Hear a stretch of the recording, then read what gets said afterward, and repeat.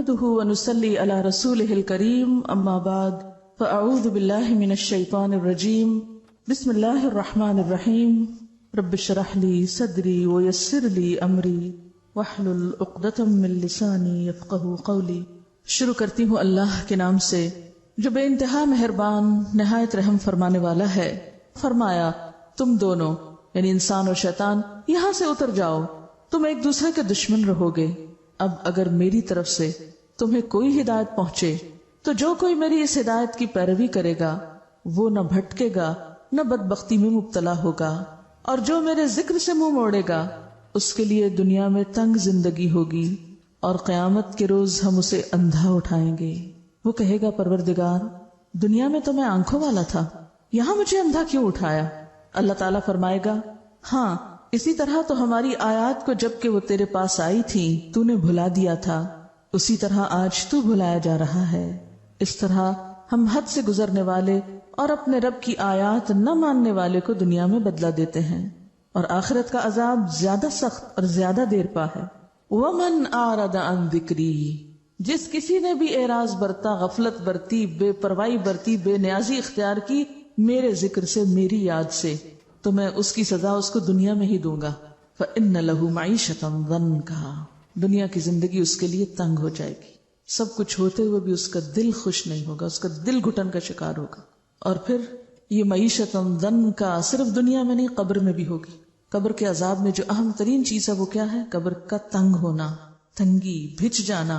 تو ایک زندگی یہ دنیا کی زندگی ہے، دوسری زندگی وہ قبر کی زندگی، اور پھر اگلی زندگی حشر کی زندگی ہے. وَنَحْشُرُهُ يَوْمَ الْقِيَامَةِ أَعْمَى، قبر سے وہ پھر اندھا ہو کے اٹھے گا، اور اس وقت انسان کہے گا قال رب لم حشرتنی اعمی، کہے گا یا رب تو نے مجھے اندھا کیوں اٹھایا؟ وقد كنت بصیرا، میں تو دیکھنے والا تھا، میری آنکھیں تو ٹھیک کام کرتی تھی، یہ سب کیا ہوا؟ میں تو دیکھ سکتا تھا، دنیا میں تو میری بینائی نہیں گئی تھی، یہ آج میری بینائی کیوں چھن گئی؟ آج میری نظر کیوں چلی گئی؟ یہاں مجھے کیوں اندھا اٹھایا گیا؟ تو اس کو وجہ بتائی جائے گی. قال كذلك اتتك آیاتنا فنسیتها وكذلك اليوم تنسى، ہاں اسی طرح تو ہماری آیات کو جب کہ وہ تیرے پاس آئی تھی تو نے بھلا دیا تھا. ہماری آیات کے بارے میں تم نے اپنی آنکھیں بند کر رکھی تھی، ہماری نشانیاں تجھے نظر نہ آتی تھیں، ہمارے کلام، ہماری یاد، ہماری بات کی طرف توجہ کرنے کا تمہارے پاس وقت ہی نہ تھا، وہ تو تمہاری ترجیحات میں سے ہی نہ تھا. وَكَذَلِكَ الْيَوْمَ تُنْسَى، آج تمہاری سزا یہ کہ تم بھی بھلائے جا رہے ہیں، تمہارا بھی کوئی پرسان حال نہیں. خلاصہ کیا ہے؟ وَكَذَلِكَ نَجْزِي مَنْ أَسْرَفَ وَكَذَلِكَ نَجْزِي مَنْ أَسْرَفَ، جو بھی حد سے بڑھتا ہے ہم اس کو ایسی ہی جزا دیتے ہیں. وَلَمْ يُؤْمِن بِآيَاتِ رَبِّهِ، اور اپنے رب کی آیات کو مانتا نہیں ہے. نہ ماننے سے کیا مراد ہے؟ قبول نہیں کرتا، عمل نہیں کرتا. وَلَعَذَابُ الْآخِرَةِ أَشَدُّ وَأَبْقَى، اور البتہ آخرت کا عذاب زیادہ شدید ہے اور زیادہ باقی رہنے والا ہے. کس کے مقابلے میں؟ دنیا کی معیشت ضنکا کے مقابلے میں. تو بات یہ ہے کہ کیا یہ سچی بات ہے؟ ذکر کے بغیر دنیا میں زندگی تنگ ہوتی ہے؟ کیا واقعی آپ کو معلوم، اور صرف معلوم نہیں یقین بھی ہے کہ قیامت کے دن کچھ لوگ اندھے اٹھائے جائیں گے؟ کیا واقعی ایسا ہونے والا ہے؟ اور اگر یہ سچ ہے اور ایسا ہی ہونے والا ہے تو پھر ہمیں صرف اپنی ہی نہیں ان سارے لوگوں کی فکر کرنی ہے جو اللہ کے ذکر سے، اللہ کی طرف سے آئی ہوئی نصیحت سے بالکل اندھے بنے ہوئے ہیں اس زندگی میں، اس دنیا میں. یہ اگنور کیے جانے کے لائق بات نہیں، یہ بہت اہم بات ہے. تھوڑی دیر کے لیے آنکھیں بند کر کے تصور کریں اس زندگی کا جس میں انسان دیکھ نہیں سکتا، اور یہ تو پھر صرف دنیا ہے جس میں اگر کسی ایک انسان کی بینائی چلی بھی جائے تو بہت سے لوگ مدد کرنے کے لیے موجود ہوتے ہیں. اب تو ایسے ادارے بن چکے ہیں، ایسی فاؤنڈیشنز ہیں، ایسے انتظامات ہیں جن سے اس دنیا میں نابینا لوگوں کو بہت سی فیسلٹیز پرووائڈ کی گئی ہیں کہ وہ اپنی زندگی میں انڈیپینڈنٹلی کام کر سکیں، اپنا چلنا پھرنا، حتیٰ کہ پڑھنا لکھنا. لیکن قیامت کے دن کون کس کا مددگار ہوگا؟ کون کس کے کام آئے گا؟ اور کیا یہ سچ نہیں کہ من کان فی ہذہ اعمی فہو فی الآخرۃ اعمی واضل سبیلا، جو شخص اس دنیا میں اندھا بن کے رہا، اس نے آنکھیں نہ کھولی، اس نے اس ذکر کو نہیں پڑھا، اس نے اللہ کو یاد نہیں کیا، تو قیامت کے دن بھی وہ اندھا ہی اٹھایا جائے گا، اور بھی زیادہ راستے کے اعتبار سے بھٹکنے والا ہوگا، اس کو راستہ ہی نہیں ملے گا. کیا واقعی یہ ایسی آیت ہے کہ جس پر انسان غور کیے بغیر گزر جائے اور جس پر عمل کرنے کی کوئی تدبیر نہ سوچے؟ لہذا بے حد ضروری معلوم ہوتا ہے کہ ہم ان آیات کی روشنی میں ذکر کے معنی کو بھی سمجھیں اور پھر ذکر کے بارے میں جو ہمارے دین میں ہمیں تعلیمات دی گئی ہیں اس کی روشنی میں اپنے عمل اور اپنے کردار کا بھی جائزہ لیں کہ کہیں ایسا تو نہیں کہ ہم قرآن پڑھتے ہوئے بھی، ہم ذکر کرتے ہوئے بھی اللہ کو یاد ہی نہ کرتے ہوں۔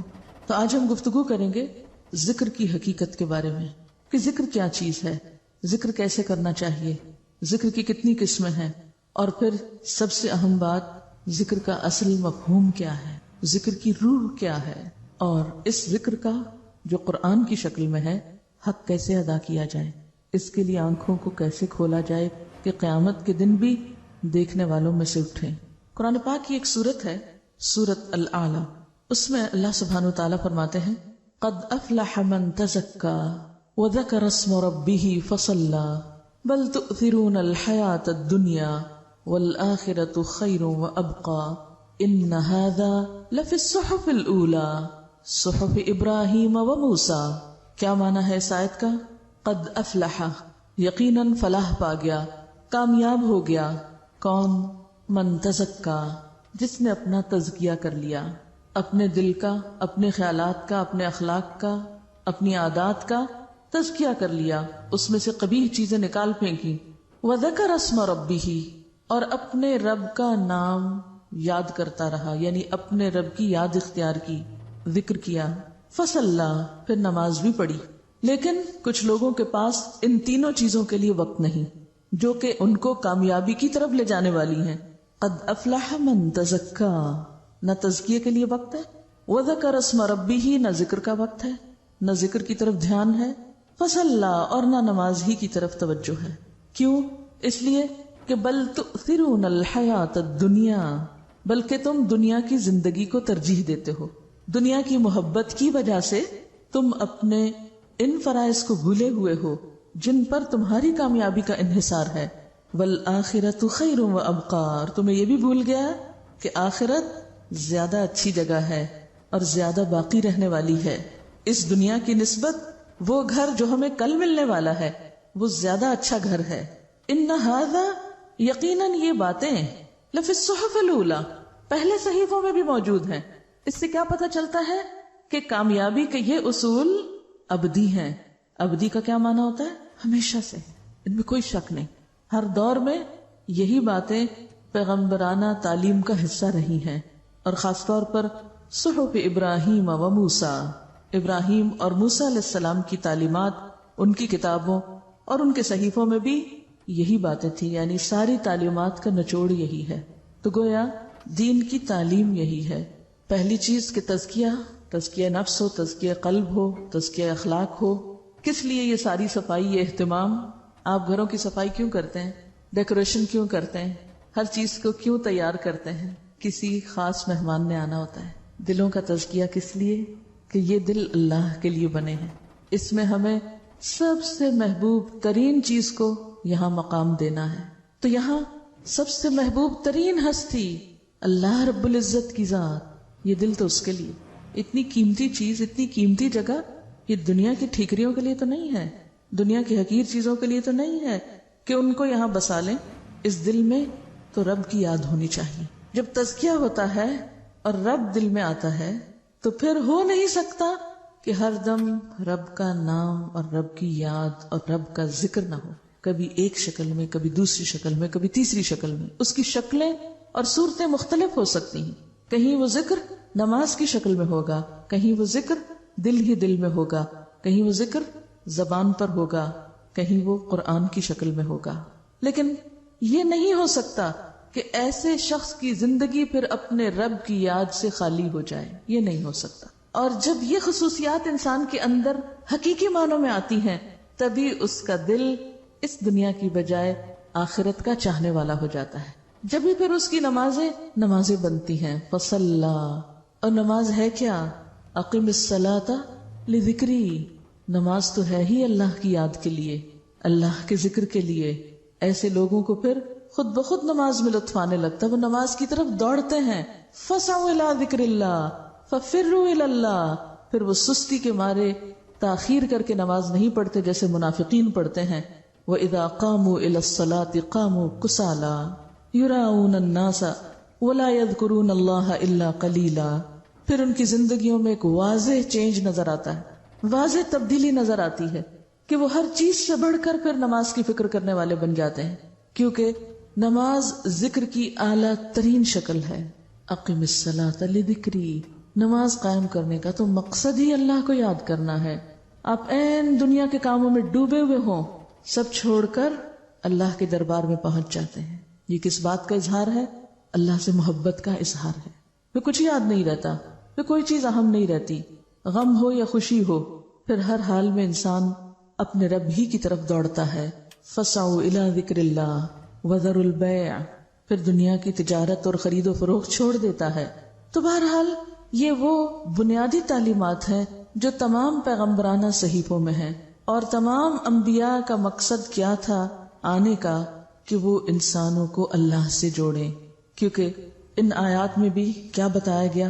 فَإِمَّا يَأْتِيَنَّكُم مِّنِّي هُدًى فَمَنِ اتَّبَعَ هُدَايَ.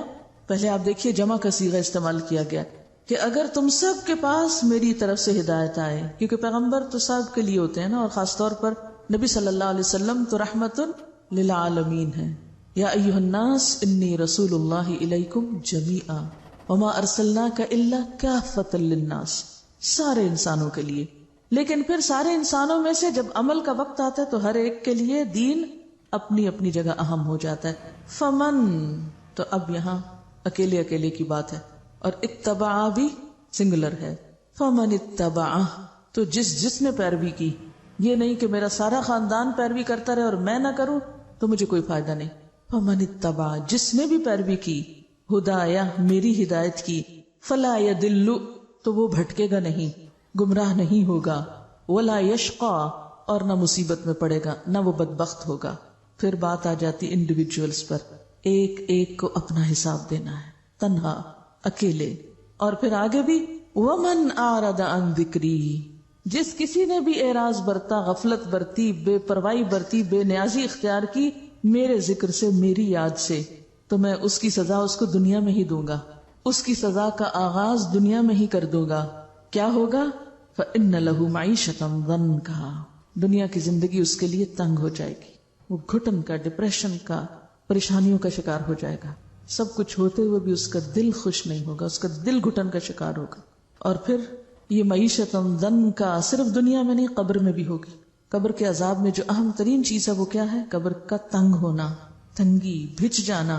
نبی صلی اللہ علیہ وسلم جب عذاب قبر کے بارے میں سکھا اور سمجھا رہے تھے تو آپ نے اپنے دونوں ہاتھوں کو ایک دوسرے میں ڈال کے بتایا کہ قبر پھر اتنی تنگ ہوگی کہ ایک پسلی دوسرے میں یوں گھس جائے گی. تو ایک زندگی یہ دنیا کی زندگی ہے، دوسری زندگی وہ قبر کی زندگی، اور پھر اگلی زندگی حشر کی زندگی ہے. وَنَحْشُرُهُ يَوْمَ الْقِيَامَةِ أَعْمَى، قبر سے وہ پھر اندھا ہو کے اٹھے گا. تو بات یہ ہے کہ اگر ذکر یا اللہ کی یاد ہماری کامیابی کے لیے ضروری ہے، دنیا کے سکون کے لیے بھی، کیونکہ الا بذکر اللہ تطمئن القلوب، سنو اللہ کے ذکر سے دل اطمینان پاتے ہیں. دلوں کے لیے ذکر کے علاوہ کسی اور چیز میں چین نہیں. مثلا آپ اپنی زبان کے ذائقے کے لیے مزے مزے کے کھانے کھاتے ہیں، تب زبان کو مزہ آتا ہے. اگر آپ زبان پر اچھے کھانے کی بجائے سونے کی ڈلی رکھ دیں، ہیرے کا ٹکڑا رکھ دیں، کیا ہوگا؟ زبان کو مزہ نہیں آئے گا. ناک کا لطف کس میں ہے؟ ہماری قوت شامہ کا لطف کس میں ہے؟ اچھی خوشبو کے سونگنے میں. اگر آپ اس کے سامنے سونے چاندی کا ڈھیر رکھ دیں اور کہیں سونگو اس کو، تو اس کو تو کوئی مزہ نہیں آئے گا اس میں. اسی طرح اگر ہم اپنے دل میں اللہ کی یاد کی بجائے، اللہ کی محبت کی بجائے، اللہ کے ذکر کی بجائے سونے چاندی کی محبت ڈال لیں تو دل چین نہیں پائے گا. یہ دل کچھ اور مانگتا ہے اور ہم اس کو سونے چاندی اور دنیا کی دولت میں خوش کرنے کی کوشش کرتے ہیں. تو دل کا لطف، دل کا سکون اور دل کا چین اللہ کے ذکر میں ہے. الا بذکر اللہ تطمئن القلوب. اسی لیے ہم دیکھتے ہیں کہ تمام انبیاء نے اپنے اپنے لوگوں کو ذکر کی طرف متوجہ کیا، اور آج بھی دعوت دین دینے والوں کی، تعلیم دین کا کام کرنے والوں کی یہ بنیادی ذمہ داری ہے کہ لوگوں کو اس کی طرف متوجہ کریں. تو اس سلسلے میں ہم دیکھتے ہیں حضرت یحییٰ علیہ السلام کا قول. وہ اپنے لوگوں سے کہتے ہیں وَآمُرُكُمْ أَن تَذْكُرُوا اللَّهَ تَعَالَى، لوگوں میں تمہیں حکم دیتا ہوں، یعنی حکم ہے میرا کہ تم کیا کرو، اللہ کو یاد کرو. یعنی صرف مشورہ نہیں دیتا بلکہ حکم دیتا ہوں تم کو. اور ذکر کرنے والا دراصل دنیا کے فتنوں، دنیا کے غموں، دنیا کی پریشانیوں سے ایک محفوظ پناہ گاہ میں آ جاتا ہے، ہر طرح کے خطرات سے محفوظ ہو جاتا ہے، اندرونی بھی اور بیرونی بھی. کیونکہ جب تک بندہ اپنے رب کو یاد کرتا ہے، اللہ اپنے اس بندے کی مدد فرماتا ہے. امام ابن القیم کہتے ہیں کہ ذکر کرنے والے کی مثال ایسے ہی ہے جیسے وہ شخص جس کے پیچھے جلدی سے دشمن چڑھ دوڑے. یعنی اس کے پیچھے کوئی دشمن لگا ہوا ہو، ذرا تصور کریں کہ کوئی پیچھے لگا ہوا آپ کے، پکڑنے لگا آپ کو. کون ہے دشمن؟ کھلا دشمن، سب جانتے ہیں. کیا وہ کبھی کبھی پیچھے لگتا ہے؟ ہر وقت لگا ہوا ہے اور ہمیں پتہ ہی نہیں، اور ہم اس کا نشانہ بنے ہوئے لٹ رہے ہیں اس کے ہاتھوں. تو فرمایا کہ وہ شخص جس کے پیچھے دشمن چڑھ دوڑے اور وہ بھاگتے بھاگتے بھاگتے جلدی سے کسی مضبوط قلعے میں داخل ہو کے اپنے آپ کو بچا لے. یعنی جیسے کوئی دشمن پیچھے آتا ہے تو انسان کیا کرتا ہے؟ جلدی سے کسی قلعے میں، کسی عمارت میں بند ہوتا ہے. تو عموماً آپ ذرا سوچیں، خدا نخواستہ کوئی گھر میں چور آ جائے تو آپ کیا کرنے کا سوچتے ہیں؟ کبھی کبھی آپ سوچتے ہیں نا اگر خدا نخواستہ یہ چور آ گئے تو میں کیا کروں گی؟ تو آپ کا کیا جواب ہوتا ہے؟ میں جلدی سے غسل خانے میں گھس جاؤں گی اور میں کنڈی لگا لوں گی، یا کمرہ دروازہ بند کر لوں گی، میں اندر نہیں آنے دوں گی. ایسے بیٹھے بیٹھے سوچتے ہیں نا اپنے بچاؤ کے طریقے. تو بالکل اسی طرح ذکر کرنے والا ایسا ہے کہ جو اپنے دشمن سے بچاؤ کے لیے قلعے میں چلا جائے اور اس کا دروازہ بند کر دے اور دشمن باہر ہی ناکام و نامراد لوٹ جائے. یعنی ذکر اس طرح انسان کو شیطان کے شر اور شیطان کی دشمنی اور اس کے وسوسوں سے محفوظ کرتا ہے. اور ذکر ہی ایسی چیز ہے کہ جو دشمن سے بچاؤ کے لیے ایک ہتھیار ہو سکتا ہے. یہی ایک ذریعہ ہے، یہی ایک قلعہ ہے. لہذا کبھی بھی انسان اس سے غافل نہ ہونے پائے. ابن عباس کہتے ہیں شیطان ابن آدم کے دل پر چھاتی تان کے بیٹھا رہتا ہے، بالکل الرٹ. چھاتی تان کے بیٹھنے کا مطلب کیا ہے؟ بالکل الرٹ. امیجن کریں کہ آپ کا دشمن آپ کے دل پر کیسے بیٹھا ہے، جیسے کوئی حاضر باش فوجی ہو. بس جب وہ بھول یا غفلت کا شکار ہوتا ہے یعنی دل، تو فوراً حملہ آور ہوتا ہے، وسوسے ڈالتا ہے. اور پھر انسان جب ذکر کرنے لگتا ہے تو وسوسے رخصت ہونے لگتے ہیں. رسول اللہ صلی اللہ علیہ وسلم نے فرمایا ذکر الہی سے زیادہ انسان کے لیے کوئی چیز عذاب الہی سے نجات دینے والی نہیں. اب یہاں میں ذکر عام معنوں میں لے رہی ہوں جس میں سب طرح کے ذکر شامل ہو جاتے ہیں، ٹھیک ہے؟ یہ ذہن میں رہے. یہاں ذکر کی کوئی ایک خاص مخصوص شکل نہیں مراد، بلکہ اس سے مراد کیا ہے؟ اللہ کی یاد. کیونکہ آخر میں بتاؤں گی آپ کو کہ اللہ کی یاد کا مطلب کیا ہے. اللہ کے عذاب سے بچانے کے لیے سب سے مؤثر نسخہ کیا ہے؟ اللہ کا ذکر، اللہ کی یاد. رسول اللہ صلی اللہ علیہ وسلم نے فرمایا میں تمہیں تمام اعمال سے بہتر، خدا کے نزدیک زیادہ پسندیدہ، تمہارے درجوں کی بلندی کا ذریعہ، سونا چاندی خرچ کرنے سے بہتر اور دشمنوں سے لڑ کر مرنے اور مارنے سے بھی بہتر چیز نہ بتاؤں؟ صحابہ نے کہا جی ہاں اے اللہ کے رسول صلی اللہ علیہ وسلم، آپ ضرور بتائیے. آپ نے فرمایا اللہ کا ذکر کرنا. گویا ذکر تمام عبادات میں افضل ترین عبادت ہے.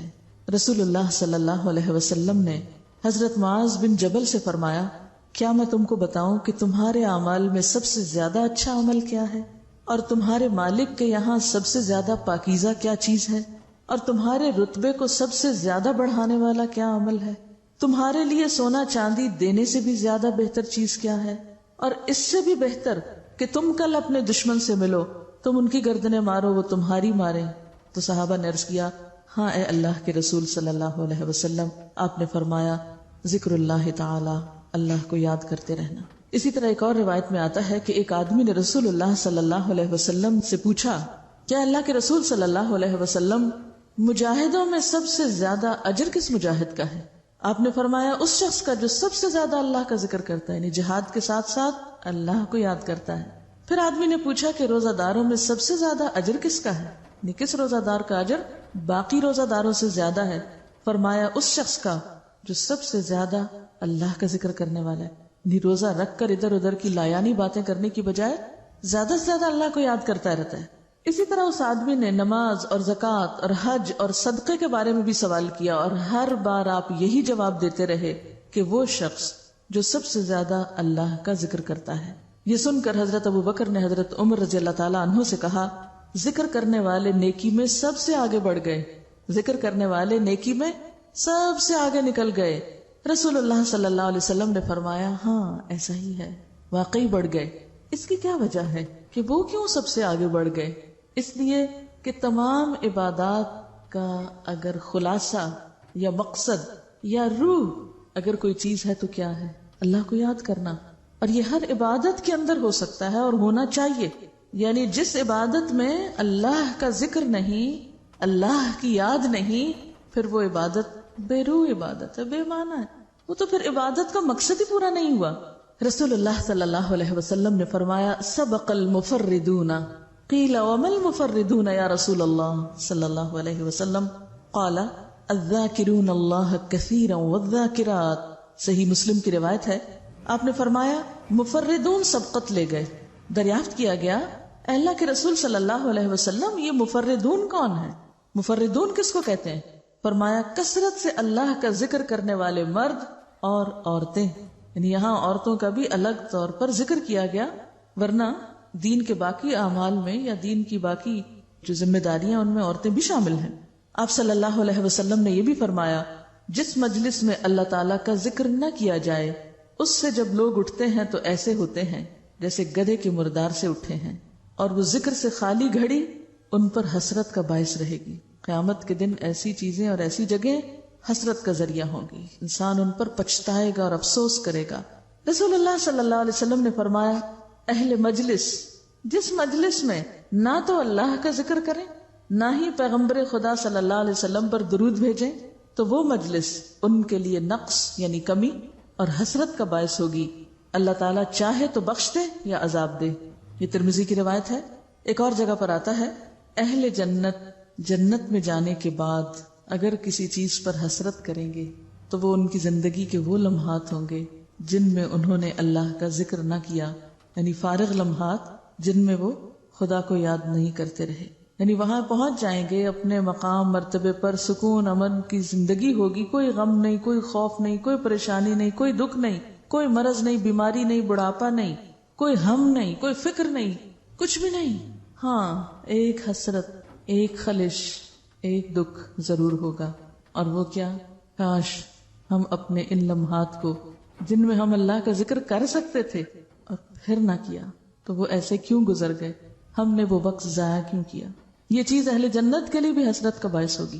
تو اس سے آپ اندازہ لگا سکتے ہیں کہ زندگی کے ایام اور مہینے اللہ کی یاد کے بغیر گزارتے چلے جانا کس قدر خسارے اور نقصان کا ذریعہ ہے، اور اس کے برعکس اللہ کو یاد کرنا، اللہ کا ذکر کرنا کتنی رحمتوں کا باعث ہے۔ رسول اللہ صلی اللہ علیہ وسلم نے فرمایا، ذکر الہی کے لیے کوئی قوم جب اور جہاں بیٹھتی ہے تو ملائکہ ان پر گھیرا ڈال لیتے ہیں، فوراً فرشتے وہاں پہنچ جاتے ہیں، رحمت الہی کا سایہ ہو جاتا ہے، سکینت اور اطمینان نازل ہونے لگتی ہے، اللہ تعالیٰ اپنی مجلس میں ان کا تذکرہ کرنے لگ جاتے ہیں، یعنی ایسے لوگوں کا ذکر آسمان پہ ہونے لگتا ہے۔ ترمذی میں عبداللہ بن بسر سے مروی ہے کہ ایک آدمی نے کہا، اے اللہ کے رسول صلی اللہ علیہ وسلم، خیر اور نیکی کی بہت سی چیزیں ہیں، بہت کام ہیں، نیکی کی کئی قسمیں ہیں، مگر میں ان سب کو کر نہیں سکتا، یعنی میرے بس میں نہیں کہ سارے ہی نیکی کے کام کروں۔ شاید آپ کے دل میں بھی کبھی یہ خیال آیا ہو کہ اتنی ساری باتیں پتہ چل گئی ہیں، کیا کیا کریں گے اور کیا نہیں کریں گے، بہت کچھ کرنا بھی چاہتے ہیں لیکن اتنی زندگی نہیں، ہمت نہیں، وسائل نہیں، تو کیا کریں؟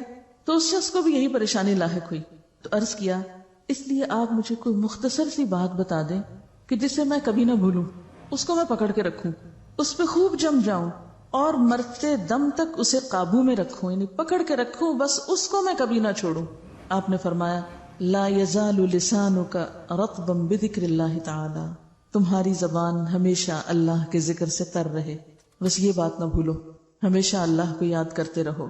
ایک اور جگہ پر آپ نے فرمایا، مثل الذی یذکر ربہ والذی لا یذکر ربہ مثل الحی والمیت، اللہ کا ذکر کرنے والے اور نہ کرنے والے کی مثال زندہ اور مردہ کسی ہے، یعنی کرنے والا ایسا ہے جیسے زندہ ہو، اور نہ کرنے والا جیسے مردہ انسان ہو. جیسا کہ قرآن پاک میں ایک اور جگہ پر آتا ہے افمن کان میتا فاحییناہ وجعلنا لہ نورا یمشی بہ فی الناس، کیا بھلا وہ شخص جو مردہ تھا پھر ہم نے اس کو زندگی بخشی اور اس کو ایک نور عطا کیا جس کے ساتھ وہ دنیا کے لوگوں کے بیچ میں چلتا پھرتا ہے. یہ زندگی کس سے نصیب ہوتی ہے؟ اللہ کی یاد سے. یعنی ایک شخص جو جہالت کی موت مر رہا تھا، اللہ نے اس کو علم دیا، اپنی یاد دی، اور پھر اس علم کے نور کی وجہ سے اس کو ایسی روشنی ملی کہ جس کے ساتھ اب وہ معاشرے میں جی رہا ہے. اور جب تک انسان زندہ ہوتا ہے، جب تک انسان کے پاس ہمت طاقت ہے، وہ بہت سی چیزوں کا مقابلہ کر لیتا ہے. تو گویا ذکر انسان کو مضبوط اور طاقتور بنا دیتا ہے، ایسی طاقت جو اللہ کی اطاعت کے لیے ضروری ہوتی ہے. آپ صلی اللہ علیہ وسلم سے مروی ہے، حدیث قدسی ہے، اللہ تعالیٰ فرماتے ہیں جب وہ مجھے یاد کرتا ہے تو میں اس کے پاس ہوتا ہوں. جب وہ مجھے یاد کرتا ہے میں اس کے پاس ہوتا ہوں. اگر مجھے دل میں یاد کرے تو میں اسے دل میں یاد کرتا ہوں. مجلس میں یاد کرے تو میں اسے اس سے بہتر مجلس میں اس کو یاد کرتا ہوں. میری طرف بالش بھر آئے میں ہاتھ برابر آتا ہوں، ہاتھ بھر آئے میں 2 ہاتھ برابر آتا ہوں، چل کر آئے میں دوڑ کر آتا ہوں. بخاری کی روایت ہے. آپ صلی اللہ علیہ وسلم نے یہ بھی فرمایا جنت کے باغوں سے گزرو تو وہاں کچھ کھا لیا کرو. صحابہ نے پوچھا جنت کے باغ کون سے ہیں؟ فرمایا ذکر الہی کے حلقے، ایسی مجلسوں کو جس میں اللہ کی باتیں ہوتی ہیں، اللہ کی یاد ہوتی ہے. اسے کس سے تشبیہ دی گئی؟ جنت کے باغ سے. جنت کیا ہے؟ جہاں جا کر انسان سارے غم بھول جائے. اور کیا یہ ایک حقیقت نہیں کہ جب ہم واقعی پورے دل و دماغ کے ساتھ ایسی مجلسوں میں بیٹھتے ہیں سب غم بھول جاتے ہیں، کوئی دکھ نہیں رہتا.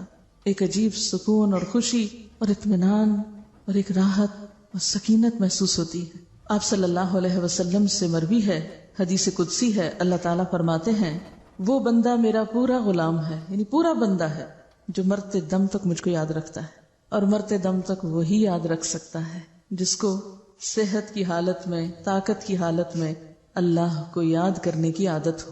اسی لیے بہت سے ایسے لوگوں کے واقعات آپ نے پڑھے اور سنے ہوں گے کہ جو نزا کے عالم میں بھی اللہ اللہ کر رہے ہوتے ہیں، اللہ کی باتیں کر رہے ہوتے ہیں.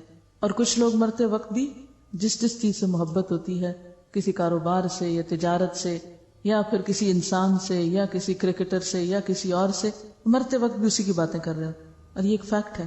کسی نے ایک ریسرچ کی تھی اور اس نے 100 ایسے لوگوں کے تجربات اور مشاہدات ریکارڈ کیے اور بیان کیے کہ جو ڈیتھ بیڈ پہ تھے کہ وہ آخری وقت میں کیا باتیں کرتے ہیں.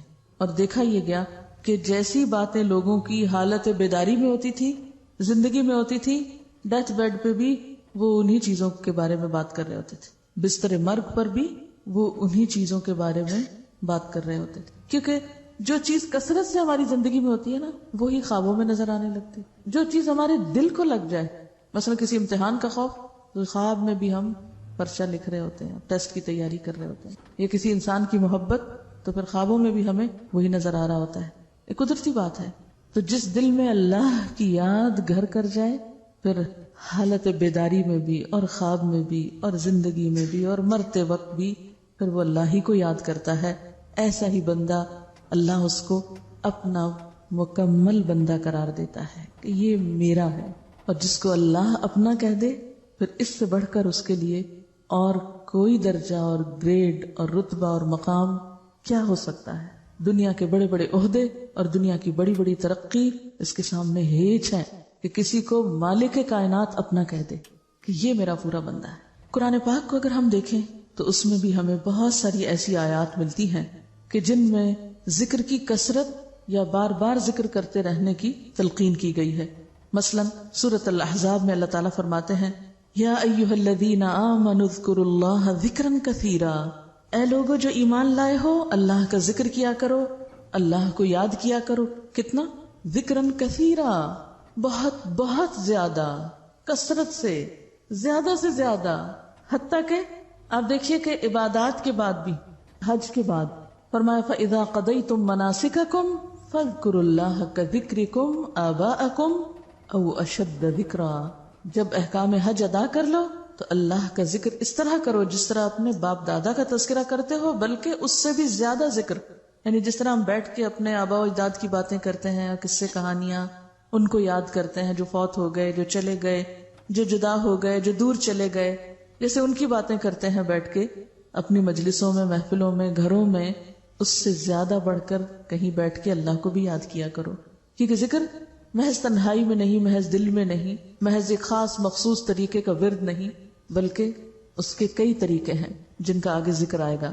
پھر اسی طرح میدان جنگ میں سورۃ الانفال میں فرمایا یا ایھا الذین آمنوا اذا لقیتم فئۃ فاثبتوا واذکروا اللہ کثیرا لعلکم تفلحون. اے ایمان والو، جب کفار سے مقابلہ کرو تو ثابت قدم رہو اور کثرت سے خدا کا ذکر کرو. یعنی میدان جنگ میں بھی، جیسے ایک شاعر کا شعر ہے وَلَقَدْ ذَكَرْتُكِ وَالْخَطِّيُّ يَخْطُرُ بَيْنَنَا. ایک شاعر اپنی محبوبہ کو کہتا ہے کہ میں نے تمہیں اس وقت بھی یاد کیا تھا جب ہمارے درمیان نیزے چل رہے تھے. تو یہ مقام تو صرف اللہ کے لیے ہے کہ نیزے چل رہے ہوں، انسان میدان جنگ میں ہو، تنہائی میں ہو یا مجلس میں ہو، تو سب سے بڑھ کر اس کے دل میں اللہ ہی کی یاد ہو. رسول اللہ صلی اللہ علیہ وسلم نے فرمایا انسان پر جو گھڑی ذکر الہی سے خالی گزری وہی قیامت کے دن حسرت کا سبب ہوگی. اور جیسا کہ پہلے میں نے عرض کیا، اہل جنت کو اس گھڑی کے سوا کسی چیز کا افسوس نہ ہوگا جو ذکر الہی سے خالی گزر گئی. اور حقیقت یہ ہے کہ دلوں کو چمکانے والی اور دلوں کو جلا بخشنے والی چیز بھی اللہ کا ذکر ہی ہے. اب دیکھیے کہ نماز کے بعد اور خاص طور پر جمعے کی نماز کے بعد فرمایا فَإِذَا قُضِيَتِ الصَّلَاةُ فَانْتَشِرُوا فِي الْأَرْضِ وَابْتَغُوا مِنْ فَضْلِ اللَّهِ وَاذْكُرُوا اللَّهَ كَثِيرًا لَعَلَّكُمْ تُفْلِحُونَ. کہ جب نماز ادا کی جا چکے تو زمین میں پھیل جاؤ. وَابْتَغُوا مِنْ فَضْلِ اللَّهِ، کام کاج کرو، تجارت کرو، کماؤ، لیکن وَاذْكُرُوا اللَّهَ كَثِيرًا. صرف مسجد میں نہیں، صرف جمعے کے وقت نہیں، مسجد سے باہر جا کر، بازار میں جا کر، کاروبار میں جا کر، دنیا میں پڑھ کر بھی کیا کرو؟ وَاذْكُرُوا اللَّهَ كَثِيرًا. کثرت سے اللہ کو یاد کرتے رہو. کیوں؟ لَعَلَّكُمْ تُفْلِحُونَ، تاکہ تم فلاح پاؤ، کامیاب ہو سکو. اور حقیقت یہ ہے کہ انسان کے دل کو زنگ لگ جاتا ہے، انسان کے دل پر میل آنے لگتی ہے، انسان کا دل سخت ہونے لگتا ہے، انسان کا دل بیمار ہونے لگتا ہے، انسان کا دل بجھنے لگتا ہے. یہ ساری دل کی بیماریاں ہیں. ان سب بیماریوں کا علاج اللہ کا ذکر ہے.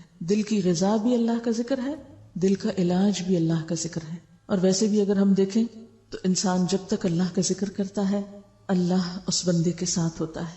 امام ابن تیمیہ فرماتے ہیں دل کے لیے ذکر ایسا ہے جیسے مچھلی کے لیے پانی. دل کے لیے ذکر ایسا ہے جیسے مچھلی کے لیے پانی. تو بتائیے کہ پانی سے جدا ہونے پر مچھلی پہ کیا گزرتی ہے؟ کیا گزرتی؟ آپ کو معلوم ہے نا کہ اب سونامی ڈیزاسٹر میں سب سے پہلے کیا ہوا ہے؟ زمین پھٹی ہے اور جو سمندر کا پانی سطح زمین پر تھا وہ سمندر کے اندر جانے لگا، سک ہونے لگا، زمین اس کو سک کرنے لگی. اس کے نتیجے میں جب پانی تیزی کے ساتھ زمین کے اندر گیا تو جو مچھلیاں تھیں سمندر میں وہ تڑپنے لگی اور بہت سے لوگ ان کو پکڑنے آ گئے. اس وقت بھی عبرت کی نگاہ نہیں تھی کہ یہ کیا ہوا. کبھی ایسا نہیں ہوا کہ پانی اس طرح نیچے اتر جائے زمین کے. یہ تو قیامت کی نشانیوں میں سے، یہ تو کوئی بڑی بلا ہے، کوئی بڑی آفت ہے کہ اذا البحار فجرت. تو آپ ذرا اس نظارے کو امیجن کریں کہ پانی سمندر کا ہٹ جائے اور مچھلیاں کیا حالت ہوگی ان کی. کبھی تڑپتی مچھلیاں دیکھی؟ تو بالکل اسی طرح جو دل اللہ کا ذکر نہیں کرتے اسی طرح تڑپتے رہتے ہیں، بے چین رہتے ہیں. وہ کہتے سمجھ نہیں آتی کہ آخر کیا ہے دل میں، کیا غم ہے. سب کچھ تو ہے پھر بھی کیوں دکھی ہیں؟ کیونکہ اللہ کی یاد نہیں. اور اللہ کی یاد کو بھی وہ صرف چند وظیفے وظائف میں سمجھتے ہیں. یعنی ذکر کا بھی چونکہ صحیح مفہوم نہیں پتا ہوتا، اس لیے بعض لوگ ذکر کر کے بھی پیاسے ہی رہتے ہیں، ذکر کر کے بھی ان کو صحیح پانی نہیں ملتا. تو ذکر کرنے کا سب سے بڑا فائدہ یہ ہے کہ انسان کو اللہ کی مدد اور تائید حاصل ہوتی ہے. پھر یہ کہ شیطان دور بھاگتا ہے، شیطان سے انسان محفوظ ہوتا ہے، شیطان کے منصوبوں کو ناکام بنا دیتا ہے. وہ اتنی پلاننگ کر کے آتا ہے آپ کو بہکانے کے لیے، آپ اللہ کی یاد میں مشغول ہیں، اس کو منہ کی کھانی پڑتی ہے، ذلیل و رسوا ہو کے لوٹتا ہے. پھر اسی طرح اللہ کی رضا اور خوشی کا سبب بھی ذکر ہی سے ہوتا ہے. ذکر دل کے لیے بھی روشنی ہے اور چہرے کے لیے بھی روشنی ہے. ذکر دنیا کی روزی کی کشائش کا سبب بھی ہے، کیونکہ عدم ذکر میں معیشتاً دن کا، تنگ زندگی، تکلیف کی زندگی کی بات کی گئی. ذکر ہی انسان کے اندر اللہ کی محبت میں شدت پیدا کرتا ہے، کیونکہ جس چیز کو آپ بار بار یاد کرتے رہے نا اس کی محبت بڑھتی چلی جاتی ہے، اور جس کو یاد کرنا آپ چھوڑ دیں اس کی محبت خود بخود کم ہونے لگتی ہے۔ پھر ذکر یہ ایسی چیز ہے کہ جس سے انسان احسان کے درجے کو پہنچتا ہے، ان تعبد اللہ کأنک تراہ، گویا تم اس کو دیکھ رہے ہو۔ پھر اسی طرح انسان کے اندر جو بصیرت ہے، غور و فکر کی صلاحیت ہے، اور انسان پر حکمتوں کے دروازوں کا کھلنا، یہ سب بھی اللہ کی یاد سے ہوتا ہے، کیونکہ دل بہتر طور پہ کب کام کرتا ہے؟ جب اس کو اس کی غذا مل جاتی ہے، خوراک مل جاتی ہے، وہ صحت مند ہوتا ہے، طاقتور ہوتا ہے۔ جب دل کے اندر اللہ کی ہیبت آتی ہے، اللہ کی محبت آتی ہے، اللہ کی یاد آتی ہے، اس میں سرشار ہوتا ہے، تو اس کی نگاہیں، اس کی زبان، اس کے کان اور طرح کام کرنے لگتے ہیں، اس کی پوری شخصیت پہ اثر انداز ہوتا ہے ذکر۔ یہ جو باتیں میں نے آپ کو بتائی ہیں، یہ دراصل صرف باتیں نہیں ہیں، کچھ لوگوں نے عملی طور پر اس کا تجربہ بھی کیا ہے، اس کا ایکسپیرینس بھی کیا ہے۔ امام ابن قیم کہتے ہیں کہ ایک دفعہ مجھے ابن تیمیہ کے ہاں جانے کا اتفاق ہوا، ان کے شاگرد تھے۔ کہتے ہیں کہ وہ عام حالات میں بھی ان کے ساتھ رہے اور جیل میں بھی ان کے ساتھ رہے، یعنی زندگی بھر ان کے ساتھ رہے، اور ان کے فوت ہونے کے بعد ان کی کتابوں کو آگے پھیلانے والے اور ان کے نظریے کو عام کرنے والے بھی وہی تھے۔ تو اپنے استاد کی خدمت میں حاضر ہوتے ہیں، تو کہتے ہیں کہ میں نے دیکھا کہ آپ نے صبح کی نماز پڑھی اور پھر وہیں بیٹھ کر تقریباً دوپہر تک ذکر الہی کرتے رہے۔ ذکر سے فارغ ہو کے میری طرف متوجہ ہوئے، کہنے لگے یہ میرا ناشتہ تھا، اگر یہ نہ کھاؤں تو میری قوت کم ہو جائے گی۔ اس کے مطلب نہیں کہ وہ روز ایسے کرتے تھے اور سارے کام کاج چھوڑ کے بیٹھے ہوئے تھے، لیکن کبھی کبھار وہ اس طرح بھی اللہ کو یاد کرتے تھے کہ ایک نماز پڑھی اور پھر دیر تک اسی پہ بیٹھے رہے اور اللہ کو یاد کرتے رہے، غور و فکر کرتے رہے۔ ایک دفعہ فرمایا، بعض دفعہ میں اپنے نفس کو دم دے کر، یعنی ذرا سا سکون لے کر، اس لیے قدرے آرام کر لیتا ہوں کہ دوبارہ زیادہ مستعد ہو کر ذکر کر سکوں۔ یعنی میں تو آرام بھی اس لیے کرتا ہوں کہ زیادہ بہتر کام کروں، اور فزیکلی بھی انسان اسی وقت زیادہ ایکٹیو اور نشیط ہوتا ہے جب اس کا دل بہتر طور پہ کام کرتا ہے۔ دل کا کیا کام ہے؟ پورے جسم کو، جسم کے ایک ایک بال کو، ایک ایک سیل کو خون پہنچانا، اور اگر وہ نہ پہنچے تو کیا ہوگا؟ جسم کے کسی حصے کو خون نہ پہنچے کیا بنے گی؟ ڈیڈ ہو جائے گا۔ تو اسی طرح جب دل میں اللہ کی یاد نہیں ہوتی تو باقی زندگی کے کاموں میں بھی پھر کچھ نہیں ہوتا، لہٰذا وہ سارے عمل بے روح ہونے لگتے ہیں، بیکار ہونے لگتے ہیں۔ تو دل کی زندگی ذکر میں ہے، اور انسان کی زندگی دل کی زندگی میں ہے، اور جب تک ایک بندہ مومن کا اپنے رب سے رابطہ نہیں ہوتا، اپنے رب کے ساتھ ایک مضبوط تعلق نہیں ہوتا، اس وقت تک وہ اطاعت کا حق بھی ادا نہیں کر سکتا۔ پھر آپ دیکھیے کہ جب تک ہم اللہ کی بات کرتے ہیں یا اچھی بات کرتے ہیں یا دل میں اللہ کو یاد کرتے ہیں تو ہم جھوٹ، چغلی، غیبت، شکایتیں، ان ساری چیزوں سے بچتے ہیں۔ یہ سارے شر کس وقت ہمارے اوپر امڑ آتے ہیں؟ جب ہم اللہ کو بھولتے ہیں۔ کوئی شخص اللہ کو یاد رکھتے ہوئے جھوٹ نہیں بول سکتا، بول ہی نہیں سکتا، اور اگر انسان ہونے کے ناطے کمزوری سے اس کے منہ سے نکل بھی کچھ جائے فوراً پلٹے گا، کیونکہ فرقان ہے نا اندر، چین ہی نہیں لینے دے گا۔ اسی طرح اگر غیبت کرنے لگ جائے تو فوراً احساس ہو جائے گا، اذا مسہم طائف من الشیطان تذکروا، انہیں فوراً سمجھ آ جاتی کہ ہم کچھ غلط کر رہے ہیں، فوراً رک جائے گا۔ تو گویا ذکر سے ایک ایسی طاقت انسان کو نصیب ہوتی ہے کہ جس کی وجہ سے وہ بہت سی برائیوں سے خود بچنے لگتا ہے۔ یہ کبھی ہو سکتا ہے کوئی شخص ذکر کرے اور پھر کسی کی چیز چرا لے، بسم اللہ پڑھ کے کسی کی چیز اٹھائے؟ یہ ہو سکتا ہے؟ نہیں۔ یہ شیطانی کام کوئی کس وقت کرتا ہے؟ صرف اسی وقت جب وہ شیطان کے پورے تسلط میں ہوتا ہے اور اللہ کو بھولا ہوا ہوتا ہے، وہ دشمن کے پورے نرغے میں ہوتا ہے، پھر وہ غلط کام کی طرف جاتا ہے۔ تو جو شخص اپنے دشمن کے آگے ہار مان جائے پھر وہ کہاں سے کامیاب ہو سکتا ہے؟ تو یہ جتنی بھی ہماری زندگی میں لغویات، بیہودہ باتیں، بیکار باتیں، فضول باتیں، یہ سب اسی وجہ سے ہوتی ہیں کہ انسان اصل چیز کو بھولا ہوا ہوتا ہے، اپنے رب کی یاد سے غافل ہوتا ہے۔ جسے قرآن پاک میں بھی آتا ہے، وَمَن يَعْشُ عَن ذِكْرِ الرَّحْمَنِ نُقَيِّضْ لَهُ شَيْطَانًا فَهُوَ لَهُ قَرِينٌ، کہ جو رحمان کے ذکر سے غفلت برتتا ہے۔ من یعشو، عشاء کا لفظ کس سے؟ جب اندھیرا چھا جائے، وہی وقت ہوتا ہے۔ من یعشو عن ذکر الرحمن، رحمان کے ذکر سے اس کا دل خالی ہوتا ہے، اندھیرا ہے دل۔ نقیض لہ شیطانا، اللہ تعالیٰ خود اس شخص پہ شیطان مسلط کر دیتے ہیں۔ فہو لہ قرین، پھر وہ اس کا ساتھی بن جاتا ہے، وہ اس کا دوست بن جاتا ہے۔ فسا قرینا، کتنا بدترین دوست ہے یہ، کتنا بدترین ساتھی ہے یہ۔ اور سب سے بڑی مصیبت تو یہ ہے کہ جو اللہ کو بھولتا ہے اللہ اس کو بھلا دیتا ہے، جیسا کہ اس آیت میں بھی فرمایا، قال كذلك اتتك آیاتنا فنسیتها وكذلك اليوم تنسى، کہ ہماری آیات تیرے پاس آئی تھی، تو نے انہیں بھلا دیا، اسی طرح آج تجھے بھی بھلایا جاتا ہے۔ سورۃ الحشر میں اللہ تعالیٰ فرماتے ہیں وَلَا تَكُونُوا كَالَّذِينَ نَسُوا اللَّهَ فَأَنسَاهُمْ أَنفُسَهُمْ أُولَئِكَ هُمُ الْفَاسِقُونَ. ان لوگوں کی طرح مت ہو جاؤ جنہوں نے اللہ کو بھلا دیا تو اللہ نے خود ان سے ان کے نفس بھلوا دیے. یہی لوگ فاسق اور بدکار ہیں. یعنی ذکر نہ کرنے سے نہ صرف یہ کہ انسان اپنے رب کو بھولتا ہے, ذکر نہ کرنا کیا ہے, رب کو بھولنا دوسرے لفظوں میں, تو ایسا شخص پھر خود فراموش بھی ہو جاتا ہے. خدا فراموشی دراصل کیا ہے؟ خود فراموشی. تو انسان الٹیمیٹلی اپنے اوپر ظلم کرنے والا ہوتا ہے. اور اگر دیکھا جائے تو ذکر سب سے آسان ترین عبادت ہے. اگر دیکھا جائے تو ذکر آسان ترین عبادت ہے, سو کچھ بھی خرچ نہیں کرنا پڑتا آپ کو. اللہ سبحانہ وتعالیٰ فرماتے ہیں وَأَنِ اسْتَغْفِرُوا رَبَّكُمْ ثُمَّ تُوبُوا إِلَيْهِ يُمَتِّعْكُمْ مَتَاعًا حَسَنًا إِلَىٰ أَجَلٍ مُّسَمًّى وَيُؤْتِ كُلَّ ذِي فَضْلٍ فَضْلَهُ. اللہ سے بخشش مانگو, یعنی استغفار کی شکل میں ذکر کرو, پھر اس کی طرف رجوع کرو, تمہیں ایک وقت مقرر تک وہ اچھا فائدہ دے گا, یعنی دنیا میں بھی, اور ہر صاحب فضل کو اس کا فضل عنایت کرے گا. تو بات یہ ہے کہ ذکر سے دنیا میں بھی انسان بہترین فائدے اٹھاتا ہے. بہت سی مصیبتیں, غم, پریشانیاں, دکھ, یہ کیا ہے؟ دراصل اس زندگی کو بھی جہنم بنانے والی, اس زندگی کو بھی کیا بنا دیتی ہے؟ دوزخ. یہ دنیا بھی ایک قید خانہ بن جاتی ہے. اور اس کے برعکس اللہ کا ذکر اور اللہ کی یاد, اس سے انسان دنیا میں بھی جنت کے مزے لینے لگتا ہے. اس کے بارے میں ابن تیمیہ فرمایا کرتے تھے دنیا میں جنت ہے, دنیا میں جنت ہے. جو شخص دنیاوی جنت میں داخل نہ ہوا وہ آخرت کی جنت میں بھی داخل نہ ہوگا.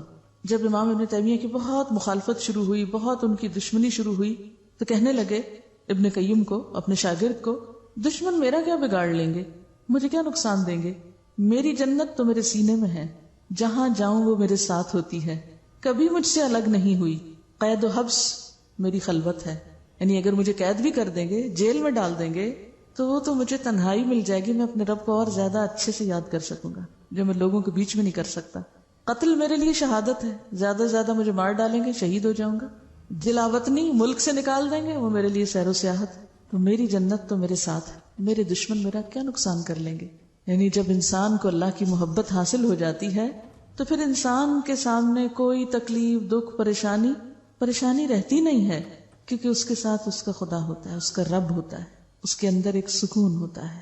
جب قلعے میں قید کر دیے گئے, یعنی بالآخر وہ مخالفت اور دشمنی اور شکایتیں ان کے خلاف اتنی بڑی کہ حاکم وقت کو اسی میں عافیت نظر آئی کہ ان کو جیل میں ڈال دیا جائے.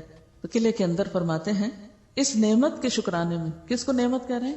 قید کو.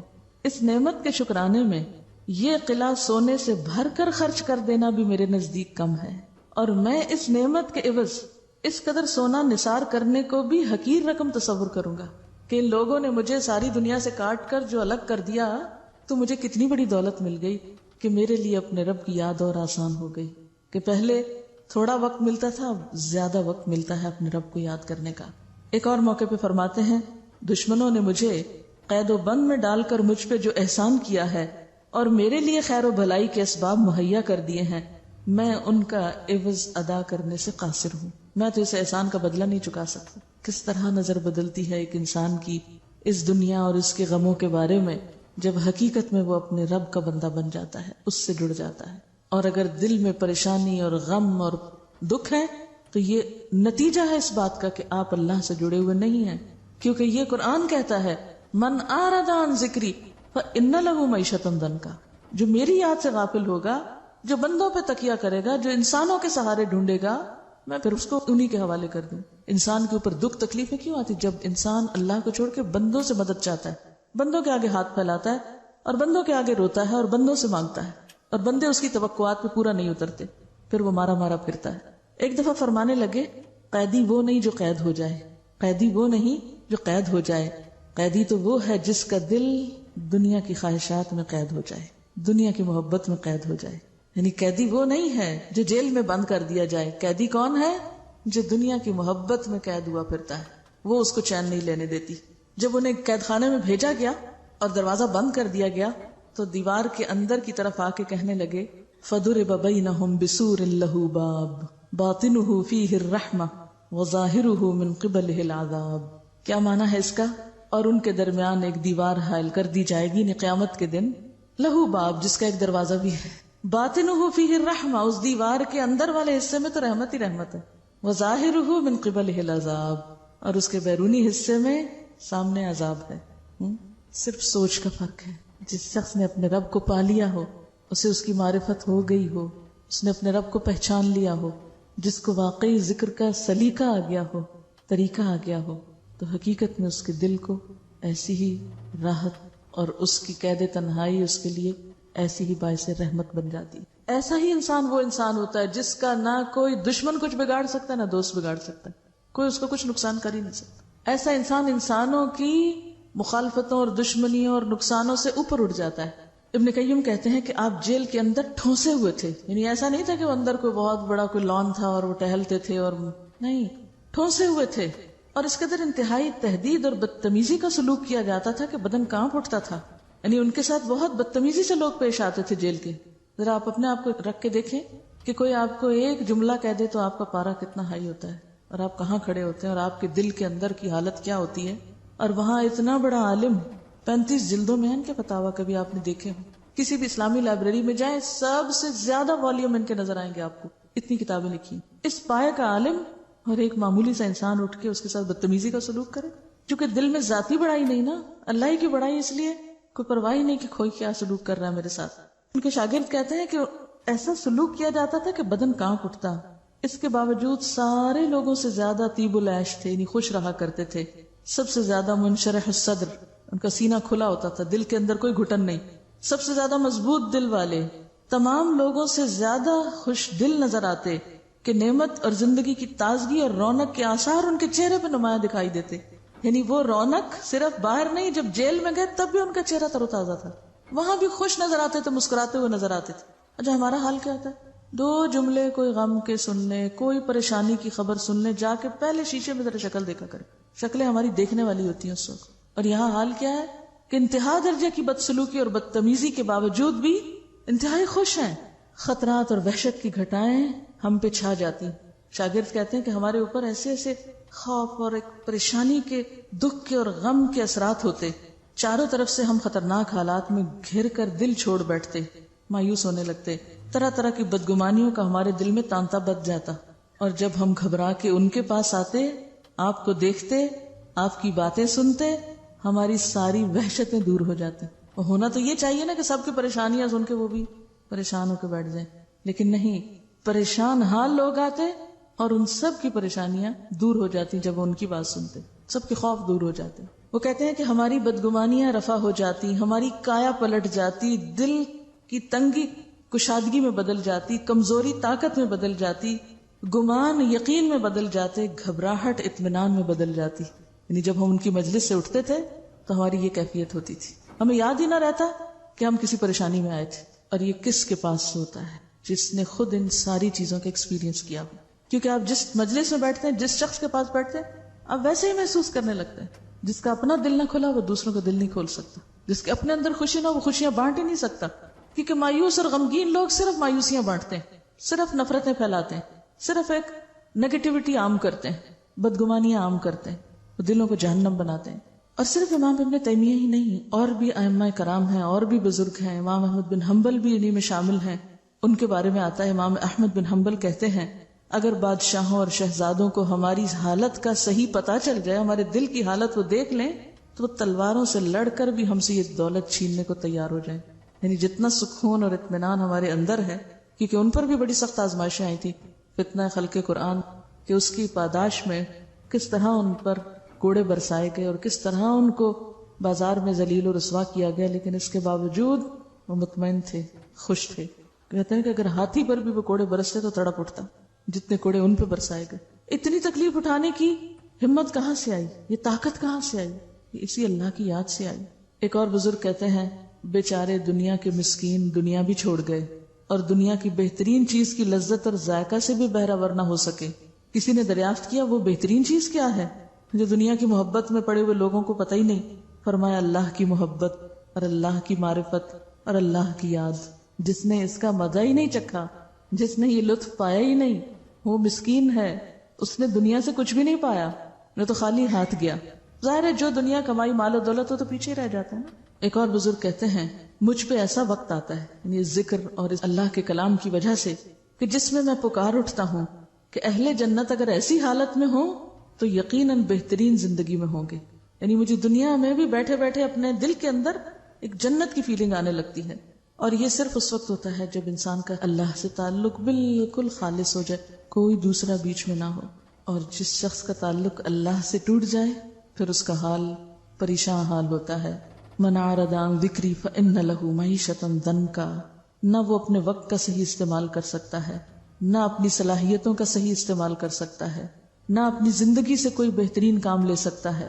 وہ ہر وقت ایک پریشان خیالی کا شکار ہے، بکھرے ہوئے حال والا ہے. اور کان امرہ فرطا. اسی لیے ہمیں قرآن پاک میں اس بات سے منع کیا گیا ہے کہ ایسے لوگوں کی کمپنی میں نہ بیٹھا جائے، ایسے لوگوں کی بات نہ مانی جائے جو اللہ کی یاد سے غافل ہوں. ولا تطع من اغفلنا قلبه عن ذکرنا واتبع هواه وكان امره فرطا. ولا تطع، مت اطاعت کرو. کس کی؟ من اغفلنا قلبه عن ذکرنا، جس کے دل کو ہم نے اپنی یاد سے غافل کر رکھا ہے. غافل لوگوں کی صحبت سے، غافل لوگوں کی مجلس سے پرہیز کرو. کیوں؟ ان کا حال کیا؟ واتبع هواه، کیونکہ وہ تو اپنی خواہشات کے بندے، جس نے اپنی خواہشات کی پیروی کی. وکان امرہ فرطا، نتیجتاً اس کے کام کیسے کام ہوتے ہیں؟ ان آرگنائزڈ، بکھرے ہوئے. فرطا، کوئی سمجھ نہیں اس کو کیا کرنا اور کیا نہیں کرنا. تو جس شخص کی زندگی میں کوئی ترتیب ہی نہ ہو، تنظیم ہی نہ ہو، اس کو پتہ ہی نہ اس نے سویرے کیا کرنا ہے اور شام کیا کرنا ہے، اس نے اب کیا کرنا ہے اور کل کیا کرنا ہے، تو ایسا شخص تمہیں بھی کیا بنا دے گا؟ کیونکہ صحبت کا تو اثر ہوتا ہے، وہ تمہیں بھی غافل کر دے گا. تمہارے اندر بھی اسی طرح کی بے ترتیبی اور پراگندہ خیالی اور پھر مایوسیاں اور پریشانیاں اور وہ ساری نیگیٹو چیزیں تمہارے اندر بھی آ جائیں گی. تو بات یہ ہے کہ ذکر کرنے والا نہ صرف یہ کہ خود خوش بخت ہوتا ہے، خود پرسکون ہوتا ہے، بلکہ اس کی مجلس میں بیٹھنے والے بھی پرسکون ہوتے ہیں. اسی طرح غافل شخص جہاں خود پریشانیوں کا شکار ہوتا ہے، اس کے پاس بیٹھنے والے بھی ویسے ہی پریشان خیال ہو جاتے ہیں. اب دیکھیں کہ غافل شخص کی ملاقات اور غافل شخص کی صحبت ایسے ہی ہے نا کہ جیسے مثلاً اگر آپ کہیں جا رہے ہیں گاڑی پہ، تو راستے میں کوئی آپ کی گاڑی روکے تو آپ کیا دیکھیں گے؟ دیکھ کے کیا کریں گے کہ یہ کیوں روک رہا ہے؟ یا تو کوئی دوست ہوگا تو یا پھر اجنبی ہوگا. اگر اجنبی ہو اور آپ کو روک رہا ہو راستے میں تو آپ کہیں گے اچھا وہ بیٹھ جاؤ، کوئی پتہ نہیں کون ہے، دشمن ہے، ڈاکو ہے، چور ہے، کون نہیں، اس سے خطرہ ہوتا ہے. تو بالکل اسی طرح جب آپ ایسے لوگوں کی مجلسوں میں بیٹھتے ہیں جو اللہ سے غافل ہیں، اللہ کی معرفت نہیں ان کو، تو زیادہ دیر جب آپ ان کی کمپنی میں گزارتے ہیں تو نتیجہ کیا ہوتا ہے؟ جو آپ کے دل میں بھی خیر ہوتی ہے وہ بھی چھن جاتی. ایک مرتبہ مولانا رومی سے کسی شخص نے دریافت کیا کہ دنیا کی مثال کیسی ہے. مولانا نے جواب میں نہایت خوبصورتی کے ساتھ دنیا کی مثال بیان کی. مولانا نے فرمایا دنیا کی مثال ایک جنگل کی سی ہے جس میں انسان چلا جا رہا ہے کہ اچانک ایک شیر نمودار ہوتا ہے اور مسلسل اس کا تعاقب کرنے لگتا ہے، یعنی شیر پیچھے آنے لگتا ہے اس کی. انسان اس کے خوف سے بھاگتا چلا جاتا ہے کہ اچانک سامنے گڑھا آ جاتا ہے جس میں اژدہا ڈسنے کے لیے تیار بیٹھا ہے. وہ شیر اور اژدہے کے خوف سے، اژدہا کس کو کہتے ہیں؟ سانپ کے ڈر سے ادھر ادھر دیکھتا ہے. اسے ایک درخت کی ٹہنی نظر آتی ہے جس پہ وہ چڑھ جاتا ہے، لیکن جب نیچے نظر ڈالتا ہے تو دو چوہے، ایک کالا اور ایک سفید، مسلسل درخت کی جڑیں کاٹتے دکھائی دیتے ہیں. ان تمام خطروں سے فکر مند جب اوپر کو جاتا ہے تو شہد کا ایک چھتا دکھائی دیتا ہے. یعنی ابھی یہ فکریں ختم نہیں، ایک طرف شیر ہے، ایک طرف سانپ بیٹھا ہوا ہے اور چوہے درخت کاٹ رہے ہیں، تو کہتا ہے اچھا میں ذرا اور اوپر چڑھ جاؤں، تو آگے کیا ہے؟ مکھیوں کا چھتا. وہ انسان ان تمام مصیبتوں سے بے خبر ہو کر اس شہد کے چھتے سے لطف اندوز ہونے لگتا ہے.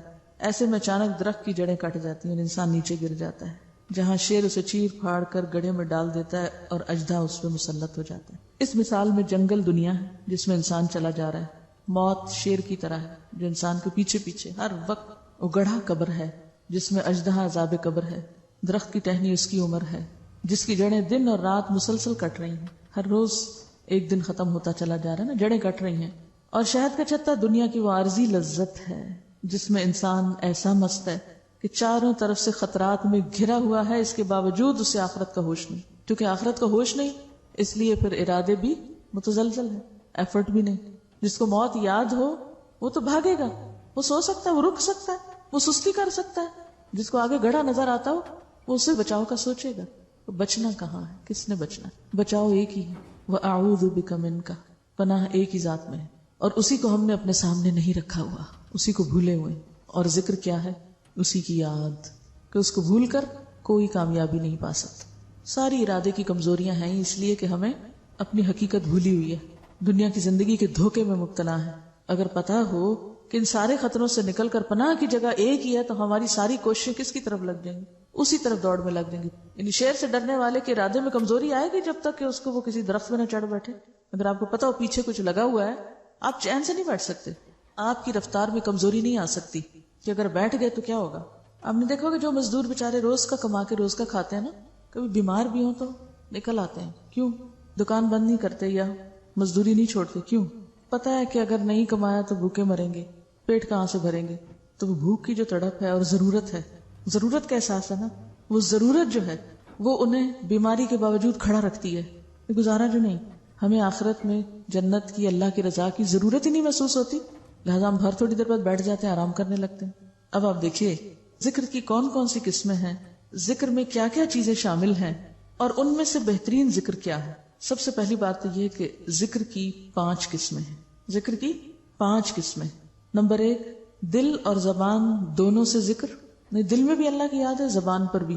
نمبر 2، صرف دل سے، نہیں زبان نہیں ہل رہی، بس دل میں اللہ کی یاد اور محبت ہے. نمبر 3، کبھی دل میں کچھ نہیں اور صرف زبان سے. تو ان تینوں میں سے افضل کون سا ہے جس میں دل اور زبان دونوں شامل. اب آپ دیکھیے کہ جو آپ زبان سے کرتے ہیں، خواہ دل شامل ہے یا نہیں، اس کی پھر آگے 2 قسمیں. ایک تنہائی میں اپنے ہی اندر، اور ایک دوسرے لوگوں کے ساتھ کسی مجلس میں. ایک ہے اکیلے اللہ کو یاد کرنا، اور ایک ہے دوسروں کے ساتھ مل کے یاد کرنا. تنہائی میں جو ذکر کرتے ہیں اس میں مثلا سبحان اللہ و بحمدہ سبحان اللہ العظیم کی تسبیح پڑھ لینا، یا سبحان اللہ و بحمدہ عدد خلقہ و رضا نفسہ و زنۃ عرشہ و مداد کلماتہ. یہ کیا ہے؟ اللہ کی تسبیح، حمد و ثنا. بہترین پھر ذکر کیا ہے جو تنہائی میں آپ کریں، جس میں اللہ کی حمد و ثنا ہو. اور پھر لوگوں کے ساتھ جب آپ اللہ کا ذکر کریں تو اس میں کیا ہو؟ اس میں بھی بہترین ذکر کیا ہے کہ آپ اللہ کی پہچان لوگوں کو کرائیں. ٹھیک ہے، اللہ کی معرفت دلانا. مثلا یہ کہ اللہ تعالیٰ نے ہمیں پیدا کیا ہے، یہ ساری نعمتیں اللہ کی ہیں، اللہ ہمیں دیکھتا ہے، ہماری باتیں سنتا ہے، اللہ تعالیٰ ہماری دعائیں سنتا ہے، اللہ تعالیٰ بہت مہربان ہے، رحیم ہے، شفیق ہے. جتنے بھی اسماء حسنی ہیں ان سب کے حوالے سے کوئی بھی پہچان آپ اللہ کی کرا سکتے ہیں بندوں. یہ بہترین ذکر ہے جو بندوں کے ساتھ اللہ کا کیا جا سکتا ہے. یعنی بندوں کے ساتھ جب اللہ کی بات کریں تو اللہ تعالیٰ کے انعامات، احسانات اور اس کی صفات اور اس کے ناموں کا ذکر کریں. وَذَكَرَ اسْمَ رَبِّهِ. پھر آپ دیکھیں کہ کبھی آپ اللہ کی حمد کرتے ہیں، کبھی ثنا کرتے ہیں، کبھی بزرگی بیان کرتے ہیں، یہ اللہ کا نام بلند کرتے ہیں جب، تو کبھی آپ کیا کرتے ہیں؟ تسبیح کرتے ہیں، تعریف کرتے ہیں، اللہ کی بڑائی بیان کرتے ہیں. یہ تینوں چیزیں سورۃ الفاتحہ میں جمع ہو جاتی. اللہ تعالیٰ فرماتے ہیں کہ میں نے اس سورت کو اپنے اور بندے کے درمیان تقسیم کر دیا.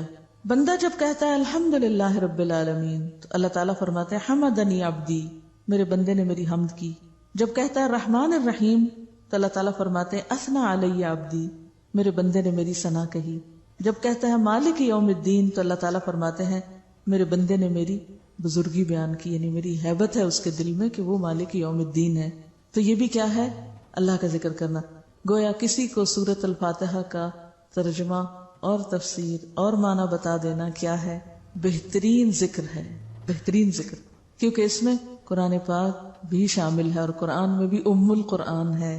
پھر اسی طرح کوئی بھی اللہ کی بات کرنا، اللہ تعالیٰ کے احکامات کے بارے میں بتانا کہ اللہ تعالیٰ کن باتوں سے راضی ہوتا ہے، کن سے ناراض ہوتا ہے، یعنی جس کو عام زبان میں آپ واز کہتے ہیں، ٹھیک ہے نا، یا قرآن کا پڑھانا وغیرہ. اب آپ دیکھیے کہ ذکر جو ہوتا ہے وہ دعا سے بھی افضل ہوتا ہے، کیونکہ اللہ تعالیٰ کی تعریف کرنا کیا ہے؟ اللہ کو یاد کرنا. اور دعا کرنا کیا ہے؟ اللہ سے کچھ مانگنا.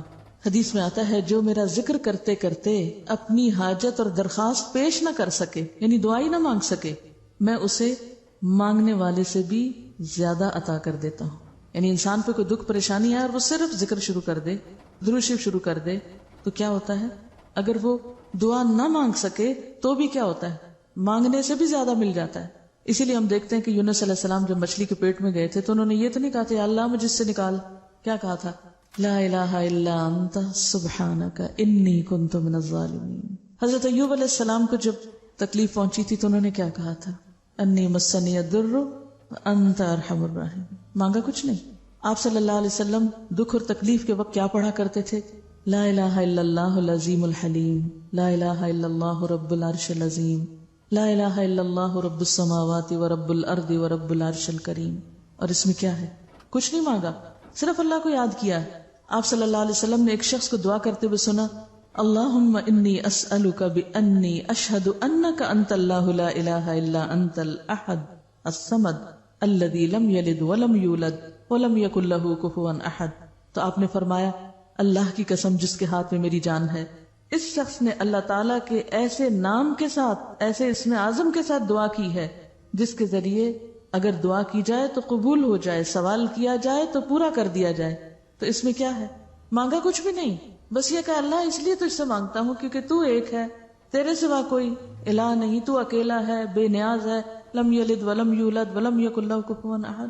تو یہ مانگنے کا انداز جو ہے جس میں صرف اللہ کا ذکر ہو، یہ عام دعاؤں سے بھی زیادہ افضل ہے۔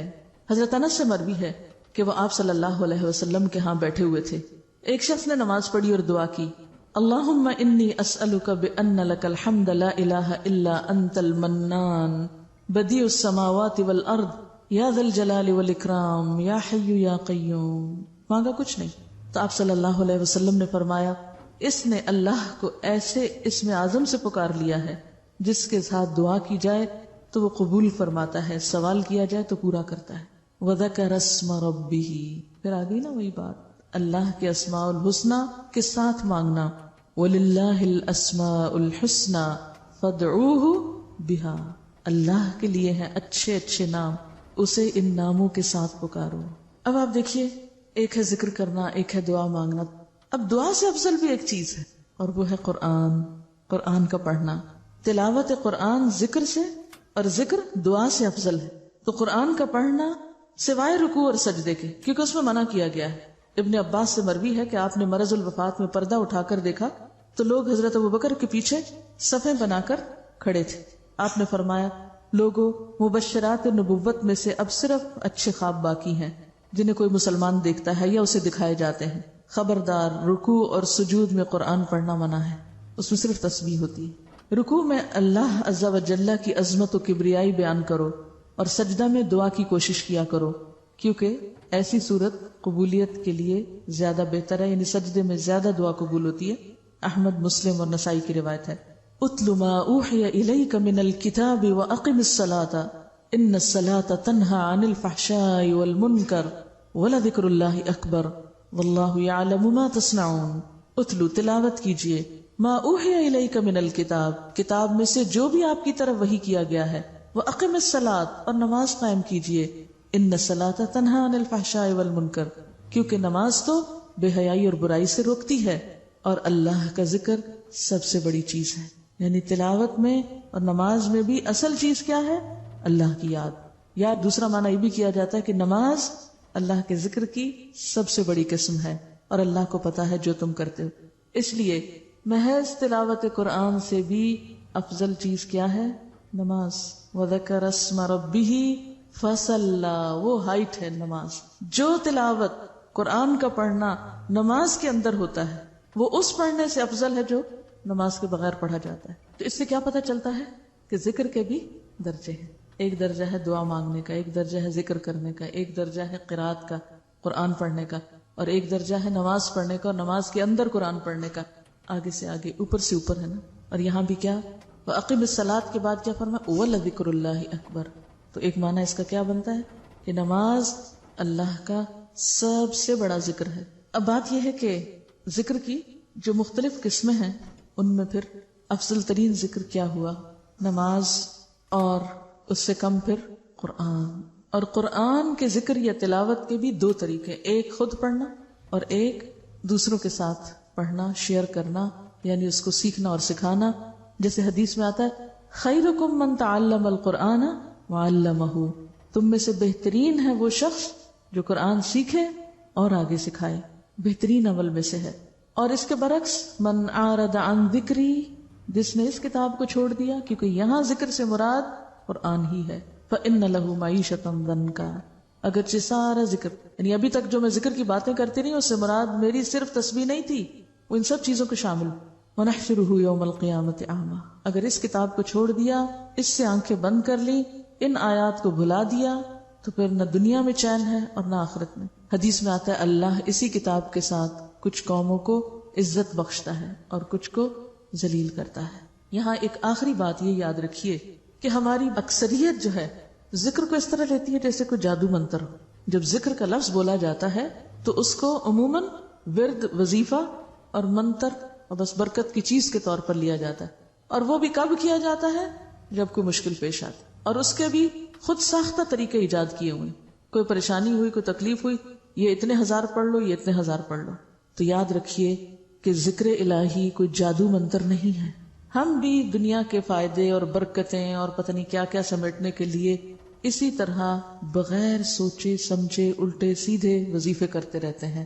کبھی آدھی آیت، کبھی کوئی حصہ، کبھی کچھ، اور قرآن کی وہ آیت کسی کانٹیکس میں ہوتی ہے اور وہ کسی اور ہی مقصد کے لیے اس کو پڑھ رہے ہوتے ہیں. تو یاد رکھیے اللہ کے خزانوں تک پہنچنے کے لیے ایسے وظیفے نہیں بتائے گئے کہ جن کا نہ مطلب آتا ہو نہ معنی آتا ہو اور خود ساختہ طریقوں سے ایک منتر کے طور پہ پڑھتے ہوں. ذکر الہی منتر کا نام نہیں ہے، اور ہماری اکثریت اس غلط فہمی کا شکار ہے. وہ کہتے ہیں فلاں مسئلہ ہو گیا، یہ کام نہیں ہوتا، یہ اتنی دفعہ پڑھ لو یہ ہو جائے گا. اس کو انہوں نے وظیفہ بنا رکھا ہے یا اس کو انہوں نے ذکر کا نام دے رکھا ہے. ذکر نام ہے اللہ کی طرف جھکنے کا، اللہ کی پہچان کا، اللہ کی یاد کا. ایسی یاد، ایسی تڑپ، ایسی محبت دل سے اٹھے کہ واقعی آپ کے پورے بدن پہ اس کا اثر ہو جائے. کبھی تو وہ آیتیں سنے تو کیا ہو، انما المؤمنون الذین اذا ذکر اللہ وجلت قلوبهم واذا تلیت علیہم آیاتہ زادتہم ایمانا وعلی ربہم یتوکلون. یہ ہوتا ہے ذکر، کہ اللہ کا نام آ جائے تو ان کے دل دھڑکنے لگتے ہیں. بالکل ایسے ہی جیسے کسی عام انسان کے لیے اس کے دنیاوی محبوب کا نام آ جائے تو اس کی نبضیں تیز ہونے لگتی. وَإِذَا تُلِيَتْ عَلَيْهِمْ آيَاتُهُ، اور جب اس کی آیتیں ان پہ پڑھی جاتی ہیں، زادتہم ایمانا، تو ان کا ایمان ایک دم بڑھنے لگتا ہے، دل میں ایک لہر اٹھنے لگتی ہے، پورا جسم اس سے متاثر ہوتا ہے. اور یہ کون لوگ ہوتے ہیں؟ الذین یستمعون القول فیتبعون احسنہ. یہ ہے ذکر کا اثر ان کی زندگیوں میں. تو ذکر کا اصل معنی ہے اللہ کی یاد. اور اللہ کی یاد کا کیا مطلب ہے؟ یعنی یہ بھی قابل توجہ چیز ہے. ہم یہ پھر ترجمہ ہی کر رہے ہیں اللہ کی یاد، جو سب کو پتا ہے. کیا یاد؟ اللہ کی محبت، اللہ کے خوف، اللہ کے دیدار کے شوق، اللہ کی قدرت، اس کے کمالات، اس کی نشانیوں کو دیکھ کر انسان کا دل پھڑک اٹھے، تڑپ اٹھے، وجد میں آ جائے، ہل جائے. وجلت قلوبہم، خواہ یہ ایک لمحے کے لیے ہو، کیونکہ یہ کیفیت آئے گی ہر چیز پہ نظر ہی بدل جائے گی، ہر چیز مختلف نظر آنے لگے گی. اور پھر دل واقعی اللہ کے لیے ایسے بے قرار رہنے لگتا ہے جیسے کوئی اپنے کسی عزیز ترین دوست کے لیے بے قرار رہتا ہے، محبوب ترین چیز کے لیے جیسے کوئی شخص بے قرار ہوتا ہے نا. دل میں ایک تڑپ ہوتی ہے، کب ملوں اس سے، کب دیکھوں اس کو، کب بات کروں اس سے. پھر یہ کیفیات انسانوں کے لیے نہیں اللہ کے لیے ہونے لگتی. کہ اللہ کب ملیں گے تجھ سے، کب بات کریں گے تجھ سے، کب دیکھیں گے تجھ کو. پھر انسان ان ساری چیزوں سے اوپر اٹھنے لگتا ہے. تو یاد رکھیے ذکر نہ ورد ہے، نہ لفظی تکرار ہے، نہ یہ وظیفوں کا نام ہے. حدیث میں آتا ہے بندہ جب تکبیر کہتا ہے، اللہ اکبر کہتا ہے، تو اس کا نور زمین سے آسمان تک سب چیزوں کو ڈھک لیتا ہے. اتنا خوبصورت کلمہ ہے یہ. لیکن ہم جب نماز میں اللہ اکبر اللہ اکبر اللہ اکبر کرتے رہتے ہیں، اذان ہو رہی پتہ ہی نہیں کیا کہا جا رہا ہے، تو اس وقت بھی ایسے ہی نور پھر نکلتا ہے اور ایسے ہی ڈھکتا ہے سب کچھ.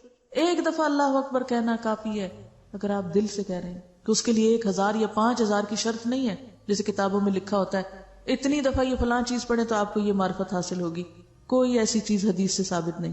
رسول اللہ صلی اللہ علیہ وسلم نے ایک بار خطبے میں فرمایا، جو شخص لا الہ الا اللہ کو اس طرح کہے کہ خلط ملط نہ ہو تو اس کے لیے جنت واجب ہو جاتی. حضرت علی بن ابی طالب نے پوچھا خلط ملط ہونے کا کیا مطلب ہے؟ فرمایا دنیا کی محبت اور اس کی طلب میں لگ جانا، یعنی دنیا کا کتا بن جانا مراد اس سے یہ. یعنی جو لا الہ الا اللہ پڑھتا ہے سچے دل سے تو پھر وہ کس کا طالب بن جاتا ہے، وہ کس کا مرید ہوتا ہے؟ من اراد الاخرۃ، وہ پھر آخرت کا طلبگار ہو جاتا ہے کہ وہاں رب سے ملاقات ہونی، وہاں صبح شام دیکھیں گے اپنے رب کو. دنیا کی چیزوں کی اٹریکشن ختم ہو جاتی ہے، پھر کم ہو جاتی ہے. رسول اللہ صلی اللہ علیہ وسلم نے فرمایا جو شخص لا الہ الا اللہ اخلاص کے ساتھ کہے، اخلاص کے ساتھ، وہ جنت میں داخل ہوگا۔ پوچھا گیا لا الہ الا اللہ کا اخلاص کیا ہے؟